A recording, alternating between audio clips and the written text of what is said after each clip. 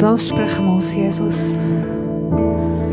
Wir sprechen aus deine Macht, deine Herrlichkeit über heutigen Morgen, dein Sieg über unser Leben. Und wir sagen, Jesus, du hast gewonnen. Du bist der Sieger. Und wir loben und preisen dich dafür. Merci für das, was du auf dem Kreuz gemacht hast. Und merci, dass wir mutig vor dem Thron kommen. Als deine Kinder. Und dich Abba, Vater nennen. Amen. Amen. Danke vielmals. Kurze Frage. Wer von euch weiss, was habe ich letztes Mal predigt?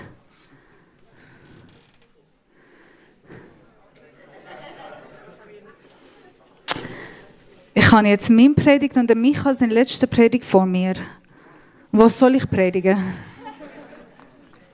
Ich kann mal zweimal heute predigen.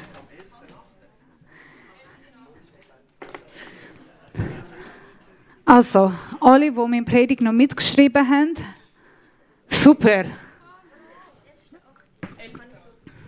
11.8. Keine Ahnung. Gut. Der Grund, wieso frage ich das, weil ich habe gesagt, meine Predigt war in 2 Teilen. Ich habe einen Teil predigt und ich habe gesagt, heute mache ich weiter mit dem Predigt. Und wenn ihr euch nicht mögt erinnern, was ich letztes Mal predigt habe, dann könnt ihr gut das nochmal wiederholen und dann steigen wir im neuen Predigt. Geht einfach bei 50 Minuten. Selber schuld. Nein, ihr könnt auch schon online schauen. Wir haben von der Philipper Kapitel 4 angefangen. Wir haben die ersten 2 Verse zusammen angeschaut und heute werden wir ab Vers 8 miteinander anschauen. Darf ich den Vers haben? Philipper 4, 6 bis 8. Und ich möchte, dass wir alle miteinander Vers Leute lesen. Kann man das zusammen machen? Ja. Wir lesen die 6 bis 8 alle zusammen Leute. Macht euch um nichts Sorgen. Wendet euch vielmehr in jeder Lage mit Bitten und Flehen und voll Dankbarkeit an Gott und bringt eure Anliegen vor ihn. Denn wird der Frieden Gottes, der weit über alle Verstehen hinausreicht, über euren Gedanken wachen und euch in eurem Innersten bewahren. Euch, die ihr mit Jesus Christus verbunden seid. Nächste Folie. Und noch etwas, Geschwister. Richtet eure Gedanken ganz auf die Dinge, die wahr und achtsam, gerecht, rein, anstoß sind und allgemeine Zustimmung verdienen. Beschäftigt euch mit dem, was vorbildlich ist und zu Recht gelobt wird. Eine Frau hat immer Angst gehabt und hat sich Gedanken gemacht, sie hat von Einbrecher Angst gehabt. Und sie hat immer ihrem Mann gesagt, du, ich glaube, ich bin mir sicher, es kommt ein Einbrecher und die wollen in die Wohnung reinkommen und alles klauen. Und sie hat sich mega Sorgen gemacht. Und plötzlich, einen Tag tatsächlich, mitten von der Nacht, hören sie Geräusche in der Wohnung rein. Und sagen, ich habe dir gesagt, das ist ein Einbrecher, geh schauen. Der Mann ist runtergegangen, er hat geschaut und tatsächlich war er ein Einbrecher. Und er hat den Einbrecher konfrontiert und gesagt, hey, kannst du noch kurz warten? Ich muss dich unbedingt meiner Frau vorstellen. Weil seit 10 Jahren hat sie auf dich gewartet. Sie würde sich mega freuen, endlich dich kennenlernen. Wie viel Macht geben wir uns unsere Gedanken? Heute Thema ist, willst du mit Frieden Gottes leben?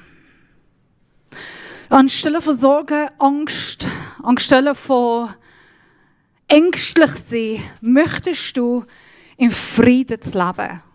Wer will keinen Frieden? In Vers 9 sagt, möchtest du den Gott, der Friede mit dir sein. Wenn deine Antwort ist ja, das würde ich gerne, anstelle von all meinen Sorgen und Ängsten, Gottes Frieden ständig haben, dann kann ich dir sagen, wie kannst du das machen? Wie geht es, dass trotz aller Umstände in deinem Leben, egal was passiert, du kannst in Frieden leben. Als Paulus der Bibelstelle schreibt, oder der Philipper-Brief schreibt, er ist im Gefängnis.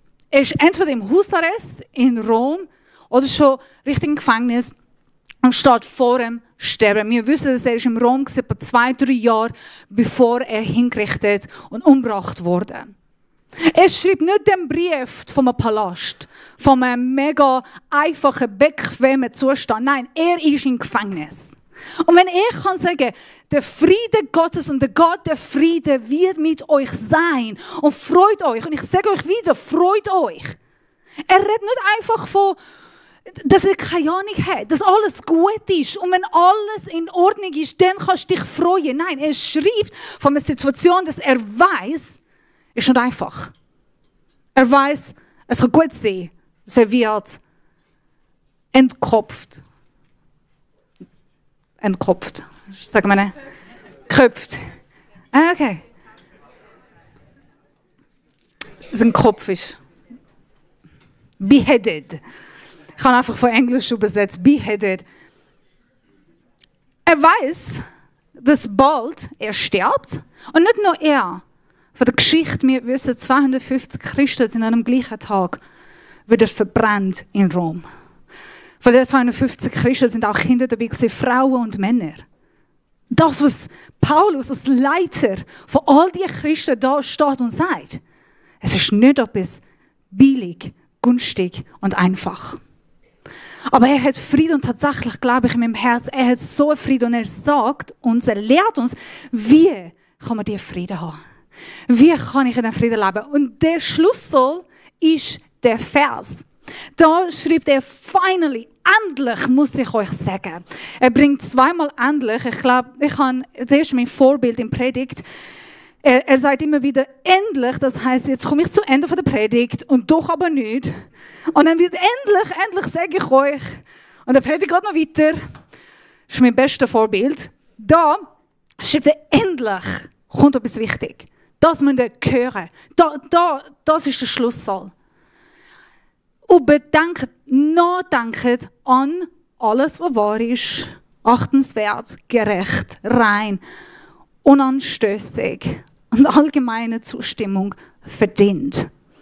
Das Nachdenken schreibt er auf Griechisch logisomai, auf logisch kommt. Es ist das, was logisch ist. Gebt das, was logisch ist, das, was wahr ist, wert. Ich habe eine Frage für dich. Wenn dein Gedanke heute ganz sichtbar wäre, wenn wir alle deine Gedanken heute lesen, könntest du sagen, gerade jetzt, deine Gedanken sind wahr, achtenswert, gerecht, vorbildlich? Wenn wir jetzt jeden Tag bei dir vorbeikommen und einfach deinen Gedanken lesen, könntest du stolz sein auf den Gedanken, den du hast? Könntest du sagen, meine Gedanken sind vorbildlich, denken so wie ich denke, schau, was für einen Gedanken habe ich? Wenn wir heute würden all unsere Gedanken in ein Display stellen, wie wäre das aussehen? Bist du stolz? Paulus schreibt und sagt, hey, der Ort und Weise, wie ihr denkt, sollte sich ändern. Das ist der erste Stil.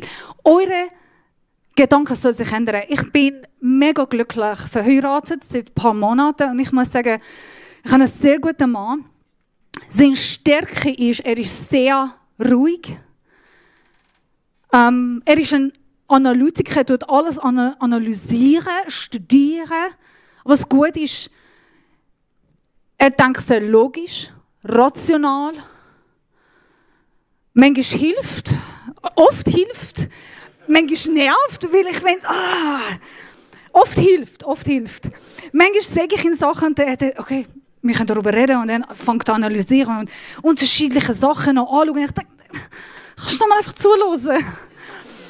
Aber oft hilft, weil ich komme mit, sage das Problem, bin gestresst, habe ich Konflikt, gesundheitliche Probleme und ich komme mit meinem Ärger und das, was mich voll Stress zu ihm. Und er hilft mir mit einer anderen Perspektive, das anzuschauen. Dann denke ich, ja, stimmt. Das ist nicht so schlimm. Aha. Ich mag mich erinnern, vor ein paar Monaten, jemand hat mich extrem genervt. Und ich sage nicht wer.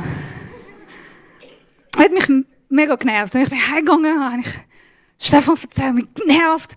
Er sagt, ja, aber schaust du denn so an? Was wäre? Aber Sabrina. In dem Moment hat nicht geholfen. Ich habe noch Bestätigung gebraucht. Und er hat mich nicht bestätigt. Nachher habe ich ein bisschen reflektiert und gedacht, er hat recht. Stimmt. Ja, das hätte ich auch anders schauen. Und das hat mich so entspannt und beruhigt. Das Problem ist gleich geblieben. Aber ich kann anfangen, anders zu denken.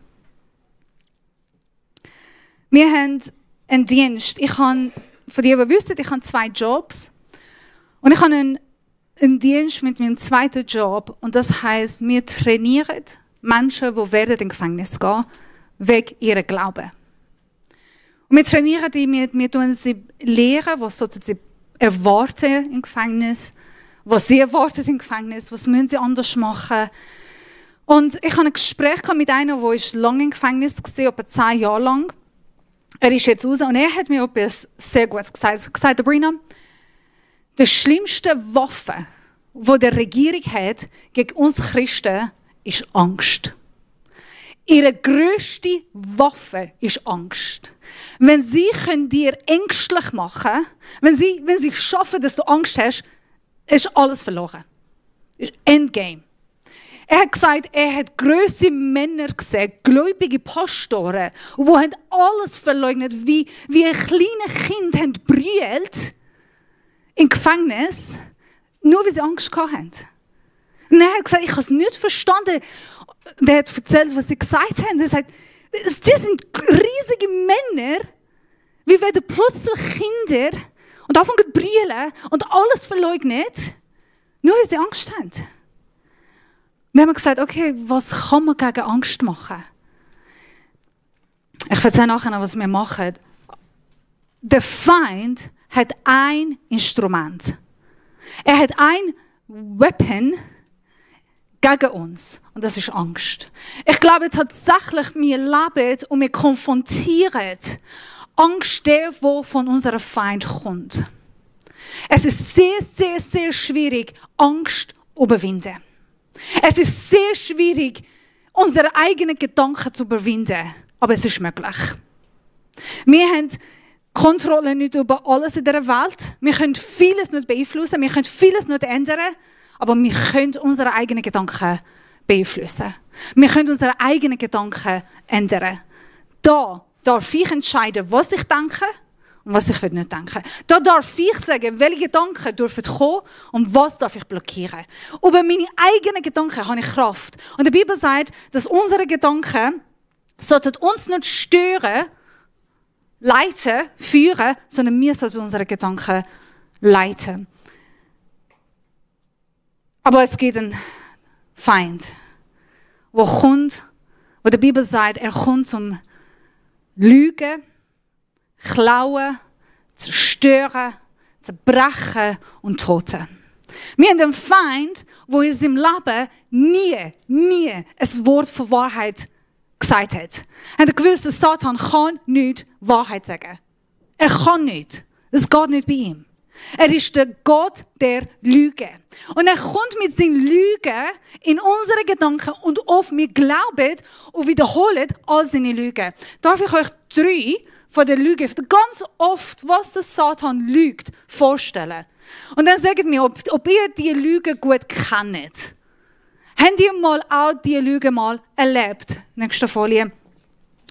Der erste, wenn der Satan kommt mit seinen Lügen, mit dem falschen Gedanken, er pflanzt gottlose und zweifelhafte Gedanken in unser Gehirn ein. Zum Beispiel, Gott ist zu beschäftigt für mich. Er will sich nie auf mich kümmern. Gott hilft immer andere Menschen, aber mir nicht. Wieso soll ich beten? Ich habe seit Jahren gebetet und ist nichts passiert. Was bringt denn Gebet? Ich muss perfekt sein, damit ich Gott gefallen tun. Ja, ich kann selber das machen. Ich brauche ihn nicht. Wenn Gott hat mich wirklich geliebt, wenn Gott mich wirklich geliebt hat, dann wäre mein Leben nicht so schwer gewesen. Wenn Gott ein lieber Vater wäre, dann die Krankheit würde mir nicht passieren. Denn ich hätte nicht den Unfall gehabt. Gott konnte das vermeiden. Er konnte da helfen, aber er hat nichts gemacht. Ist er nicht mächtig? Wenn Gott wirklich da wäre, hätte ich nichts mehr das durchmachen. Ich glaube, Gott bestraft mich von meiner Vergangenheit, von meinen Fehlern. Das habe ich verdient. Das ist sicher eine Bestrafung. Das weiss ich. Kennt ihr die Lüge? Zweite, er fordert negativ und deprimierende Gedanken. Die Welt, die geht kaputt. Es ist keine Hoffnung mehr. Seht, wie die Technology, wie alles, der Krieg und alles, es ist so schlimm. Und es wird nur schlimmer und schlimmer. Hey, ich habe keine Chance, erfolgreich zu sein. Ich kann probieren, ich kann arbeiten, ich kann alles geben, aber ich schaffe es einfach nicht. Du weißt was? Ich habe immer Pech. Ich bin immer unglücklich gewesen. Das habe ich sowieso erwartet. Hey, die schlimme Sachen, das passiert immer mir. Alle anderen sind glücklich, es geht alle anderen gut. Wieso hätte nicht einmal mal mit mir sein? Ah, der arme ich. Wieder. Ja klar, hätte ich schon erwartet. Das wäre normal. Ja. Egal was ich tue, bringt nichts. Kennen die diese Gedanken? Bin ich die einzige Person mit solchen Gedanken? Awesome. Niemand bewegt sich. Er übertreibt und schafft irrationale Gedanken. Da habe ich gewusst, das passiert immer mir. Das hätte ich sowieso nie schaffen können. Nein, das wird bei mir nie gehen. Das weiss ich schon. Ich muss nicht probieren. Ich weiss, das kann ich nicht. Geht nicht. Du, er ist immer so mühsam. Einfach mit ihm zusammenleben ist nicht easy, mit ihm zusammenschaffen, es geht nie. Egal wie oft ich mit ihm rede, es geht einfach nie. Kennt ihr nie immer toxische Worte? Und diese sind Lügen, die der Satan liebt. Er nimmt ganz viel Wahrheit rein, er spielt mit der Wahrheit und er kann so gut ändern und zu Lügen transportieren. Und Gott ist ein Gott von Wahrheit. Und wenn er sagt, hey, denkt an alles, was wahr ist, die sind alle Lügen. Die sind nicht die Wahrheit. Und was macht, wenn ich so anfange zu denken? Ich bin ein Versager. Ich schaffe es sowieso nicht. Ich habe es nie geschafft. Nein. Hey, all diese schlimmen passiert mir. Ich habe gewusst, dass ich werde krank. Ja klar werde ich Krebs haben, das habe ich erwartet. Ja, das sind all die schlimmen Krankheiten. Ich muss das alles erleben. Diese Lügen, was machen das mit uns denn? Das Resultat ist, dass ich bin deprimiert, ängstlich, müde, erschöpft. Und dann kommt der Gott von Wahrheit. Darf ich die nächste Folie haben? 2. Korinther 10, 3-5 lehrt uns, natürlich sind wir auch nur Menschen, aber wir kämpfen nicht nach Menschenweise, denn die Waffen unseres Kampfes sind nicht von menschlicher Art. Es sind die mächtigen Waffen Gottes, mit denen man Festungen niederreißen kann. Mit ihnen zerstören wir Gedankengebäude und jedes Bollwerk, das sich gegen die Erkenntnis Gottes erhebt. Wir nehmen jeden solchen Gedanken gefangen und unterstellen sie Christus. Wir haben Gott, er ist ein Gott von Wahrheit, er ist der Gott vom Licht, er ist ein Gott von Hoffnung, er ist ein Gott von Liebe, er ist ein guter Gott, gnädiger Gott. Er hat die Gedanken, um dich ermutigen, er hat die Gedanken, um dich aufbauen, er hat die Gedanken, dich stoßen, fordern und weiterbringen. Er hat die Gedanken, um dir das Leben bringen und nicht Tod und nicht Krankheit. Er hat einen guten Gedanken über die Zukunft, über die Vergangenheit, über den heutigen Tag. Und dir Gott, er steht mit Wahrheit und er spricht Wahrheit über dich. Römer, Kapitel 12, Vers 2 sagt, und richtet euch nicht nach den Maßstaben dieser Welt, sondern lässt die Art und Weise, wie ihr denkt, von Gott erneut und euch dadurch umgestalten, sodass ihr prüfen könnt, ob etwas Gottes Wille ist oder ob gut ist, ob es Gott gefallen würde und ob es zum Ziel führt.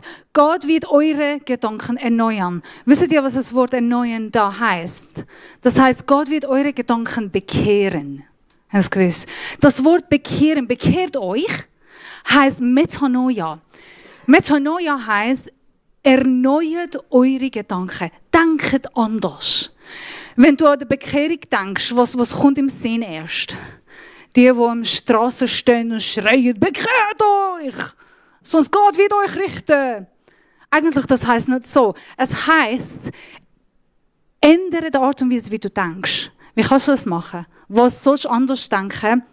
Die Bibel lehrt uns, sind unsere Gedanken sollten in Einstimmung sein mit Gottes Gedanken. Mit was Gott über dich sagt. Bekehrung heisst, ich übereinstimme meine Gedanken, wie ich denke, mit dem, was Gott sagt. Ich bin in Einstimmung, ich gebe zu von das, was Gott sagt. Was Gott sagt, wer ich bin. Meine Identität, wer er ist, was er gemacht hat. Und wenn ich mit dem einverstanden bin, das ist Bekehrung. Und ich glaube, Geschwister, wir sollten uns immer wieder bekehren. Wir sollten immer wieder unsere Gedanken mit einer Einstimmung mit Gottes Gedanken bringen. Wir sollten immer wieder Gott fragen, was ist dein Gedanke? Was sagst du zu dem? Was sagst du zu mir? Herr, schaffe ich oder schaffe ich nicht? Was ist deine Wahrheit? Nicht meine Lüge, das geht nicht. Ich weiss, es wird nur schlimmer sein. Hey Gott, was sagst du zu diesem Problem?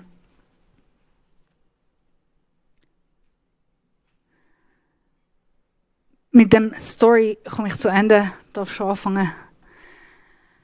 Ich bin in Gefängnis gsi, in einem Einzelhaftgefängnis, und wir haben immer zwei Verhörer, einer, der schlecht ist und einer, der gut ist. Weil die spielen immer so und ich versuche es immer Angst zu machen. Ich bin dann in dem Moment allein gsi, die Verhörer sind weg von dem Zimmer und ich hatte Panik gehabt. Es ist schon lang gegangen, ich habe nicht gewusst, sie haben mich bedroht, sie haben gesagt, du wirst sterben, und sie haben Familie bedroht, ich war noch jung gewesen. Ich bin auf die Knie gegangen und habe angefangen zu beten und ich habe Gott gesagt, bitte lass mich frei gehen. Bitte Herr, befreie mich. Ich kann nicht mehr da bleiben, ich habe genug. Ich will frei sein. Und ich habe nicht gedacht, dass Gott will mich, also ich habe nicht gedacht, dass ich von diesem Ort rauskomme. Und einfach, dass ihr wisst, das war ein Ort, wo die Regierung hat Menschen foltert. Also von der Folterung haben sie Menschen in diesem Ort gebracht, haben sie gefoltert, bis die Menschen haben unterschrieben. Und dann von diesem Ort kommst du ins Gefängnis. Dann bist du gerichtet und dann kommst du ins Gefängnis. Ich hatte ein Zimmer, aber alle Männer, und ich war in einem Männergefängnis, alle Männer sind etwa 50 Männer in einem riesen Raum. Und die werden ein nach dem anderen gefoltert. Und alles, was du hörst, ist Schrei von diesen Männern. Sie schreien und sie bitten, wenn du in Gott glaubst, ich bitte dich um Gottes Wille herauf. Das haben sie immer wieder gesagt. Und das hast du die ganze Zeit gehört. Und jetzt hocke ich da, klar, ich höre die Schreie, ich habe keine Ahnung, was passiert mit mir. Klar habe ich Angst. Es kann alles sein. Und dann kommt einer von mir Verhörer rein, der Schlechte, der Junge. Er hockt neben mir und hat gesagt, dass ich brüllt und ich bin am Betten gewesen. Und er hat gesagt, du bist am Betten? Ja. Und dann hat er gesagt, schau, denkst für mich, das ist easy. Ich bin auch gläubig, Moslem. Ich bete auch jeden Morgen zu Gott. Ich bitte ihn um Hilfe. Und dann komme ich da und ich muss Menschen foltern. Und sie bitten auch um Gottes Hilfe. Und denkst, die Schrei stört mich nicht. Er hat gesagt, dass er eine Frau, ein Kind, eine Familie und er hat kein normales Leben. Er hat von sich wieder erzählt und dann ist er weitergegangen. Er hat gesagt, aber das, was er macht, er glaubt in dem, er glaubt, dass er es gut macht, bla bla bla. Dann hat er von dem Islam erzählt. Und dann habe ich nicht mehr zugelassen, weil in dem Moment hat Gott mit mir geredet. Gott hat meinen Gedanken geändert. Er hat gesagt, schau Sabrina, schau ihn an. Du bist nicht im Gefängnis. Er ist im Gefängnis. Du brauchst keine Befreiung, du bist schon frei. Er braucht Befreiung. Er ist ein Sklave. Ihm geht es noch gut, dir geht es gut. Du hast alles, was du brauchst, du bist schon frei. Dir kann ich nicht mehr befreien, aber ihn kann ich. Anstelle, dass du für dich selber betest, fang an von ihm beten. Es war nicht einfach für meinen Feind zu beten, aber ich habe angefangen, in dem Moment anders ihn anzuschauen. Mein Gesicht, eher in meinen Augen, hat sich komplett verändert. Von einem Mann, der Verhörer ist, der Macht hat über mich, der kann alles gegen mein Fleisch tun, hat es plötzlich, ich habe einen armen Mann gesehen, einen schwachen Mann, ein Gefangener, im Gefängnis, ein Sklave. Und plötzlich hat es mir leid für ihn. Und wisst ihr, was ist passiert? Er hat keine Macht mehr über mich. Ich habe mich so frei gefühlt im Gefängnis, wie sonst nie in meinem Leben. Die Freiheit, die Freude, der Frieden, den ich in diesem Raum hatte, es war übernatürlich. Die Bibelstelle sagt, über unseren Verstand. So ein Frieden im Mitte von Gefängnis, von Ort, wo alle werden foltert, wirst du nie haben, außer wenn du fängst an anders zu denken. Und das heisst, dann geht der Friede wird mit dir sein. Dann habe ich angefangen von ihm zu beten. Und seit diesem Punkt, seit dieser Offenbarung, es war egal, was er mich bedroht hat, was er meine Familie bedroht hat, egal was er mir sagt, wir bringen dich um. Okay. Wir tun das und das machen. Ich kann all die Sachen, die er gesagt hat, ich will nicht mehr wiederholen, aber es ist halt, okay. Das ist Körper, das ist nur Fleisch. Du kannst mich töten. Du hast keine Macht über mich. Easy. Mach nur. Es ist nicht eine Kraft vom Positivdenken. Wir lernen nicht einfach gut denken. Und es ist nicht jetzt Gedanken verbessern, damit du das bessere Leben hast. Nein, es heisst übereinstimmen mit dem, was Gott sagt. Übereinstimmen mit Gottes Wahrheit. Es ist nicht einfach positiv denken, gut denken. Nein, göttlich denken. Gott fragen, was sagst du? Und das ist eine Realität, das ist nicht einfach Fantasie. Sich bekehren heisst, ich gebe zu mit dem, was Gott sagt. Ich akzeptiere. Ich denke an das, was gut ist, was wahr ist, was gesund ist, was gerecht ist. Ich tue nur Menschen beurteilen, verurteilen, mich besser setzen, weil ich besser bin. Nein, ich tue lieben. Und ich denke, wie Gott die Person sieht, liebt. Ich übereinstimme mit dem, was er sagt über mich und über andere Menschen.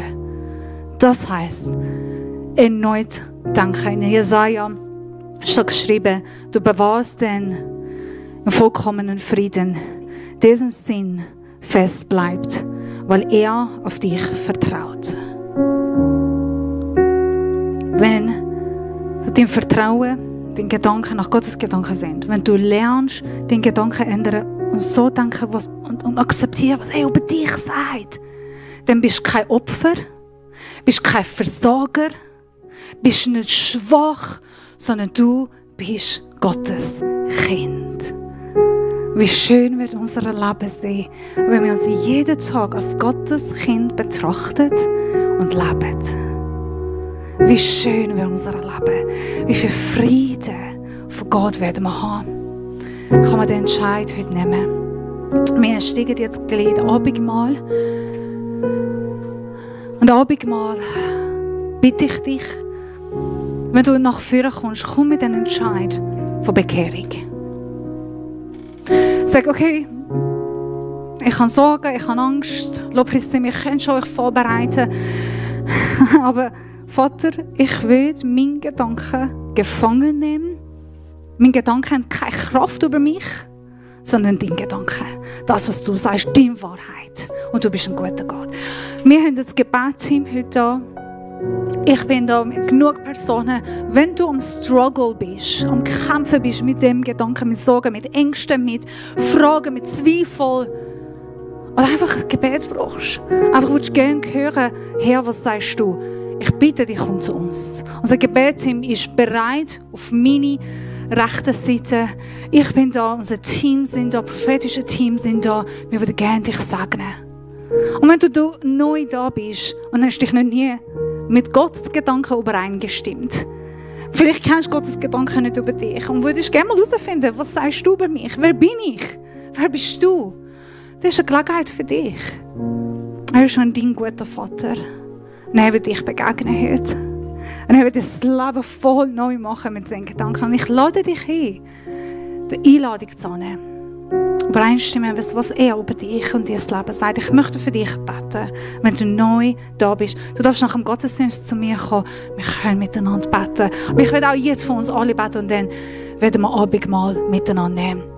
Jesus, danke für deine teure Blut, das du für uns vergossen hast. Danke für dein Leib, das für uns zerbrochen ist. Danke, dass du bist der Gott der Wahrheit. Und danke, dass du mit uns lebst, uns bewahrst. Und danke, dass dein Frieden und der Geist der Frieden unter uns am Regieren ist. Und wir nehmen all die negativen, deprimierenden, gottlosen, übertriebenen Lügen in Gefangen. All die Gedanken, die nicht von dir ist, wir nehmen das in Gefangen. Und ich bitte um Vergebung, wenn wir über uns schlecht gedacht haben, schlecht geredet haben, über andere Menschen, über Situationen Zukunft. Und wir wollen diese Gedanken in unseren Kopf, in unser Gehirn freisetzen, Jesus. Zeig, wer du bist und wer wir sind in deinem Auge. Zeig uns die Wahrheit. Amen.